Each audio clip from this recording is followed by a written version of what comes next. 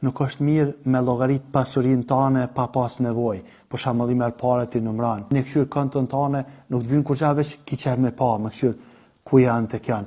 Nuk është mirë kjo. Është mirë me lan edhe me këshir veç kur të vyjnë. Kur të vyjnë, për shembull, e keni jetë me bani udhtim, e keni jetë me bledh diçka, hini llogarit e mrin a nuk e mrin. Ama veç për çef, për çefit, kam çef hi këshyri për natë. Nuk është mirë me këshir. Ku shka, sa ka shku, sa ka leje. Ka thënë Aisha radhiyallahu anha, e kena pas një ushqim hangshmi për tina, edhe që i ka Allahu bereqet gjithmonë. Po tëni dikur ja ka nis me llogarit edhe sa del. Edhe am del edhe 2 ditë, am del edhe 3 ditë. Kur ja kom nis me llogarit që ashtu ka hu bereqeti. Do më thënë, bereqeti është kur të se llogarit heq. Qënë Allahu, puna, qatë punën që jetu, bo puna. Mos u qënë haram. Jep sadaka.